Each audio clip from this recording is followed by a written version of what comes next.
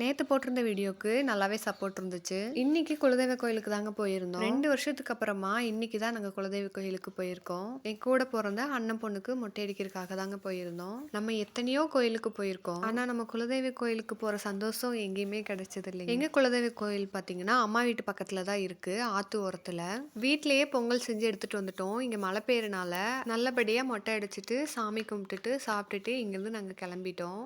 எங்க கோயில் இருக்க இடம் எங்களுக்கு ரொம்ப பிடிக்கும். கோயிலுக்கு பக்கத்துலயே ஆறு இருக்கனால இங்க வியூ வந்து ரொம்ப நல்லா இருக்கும். மொட்டை போட்டதுக்கு யாரையும் பெருசா கூப்பிடலங்க. எங்க ஃபேமிலி மட்டும் போய் எடுத்துட்டு வந்துட்டோம். அப்பாவும் வரல, இன்னொரு அண்ணா இருக்காங்க, அவங்களுமே வரல. நாங்க சிம்பிளா நாங்களே போய் எடுத்துட்டு வந்துட்டோம். எங்க அம்மா வீட்டுக்கு நான் எப்ப வந்தாலுமே எங்க அண்ணன் என்ன சிக்கன் பிரியாணி செஞ்சு கொடுக்க சொல்லி தான் கேட்பான். நம்ம கொஞ்சம் பிரியாணில ஃபேமஸுங்க. உங்களுக்கு வேணா சொல்லுங்க, நான் ஃபுல் வீடியோவா ரெசிபி போடுறேன். 5 மாசத்துக்கு அப்புறமா அம்மா வீட்டுக்கு வந்திருந்தேன். எல்லா ஏரியாவும் புதுசா இருந்த மாதிரி இருந்துச்சு, ஆனா எதுவுமே மாறல.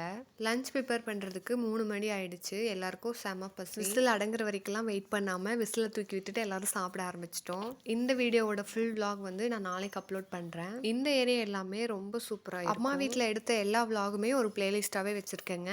வேணுங்கிறவங்க செக் பண்ணி பாருங்கள், ரொம்ப நல்லாயிருக்கும். சரி, நான் போயிட்டு வரட்டுங்களா?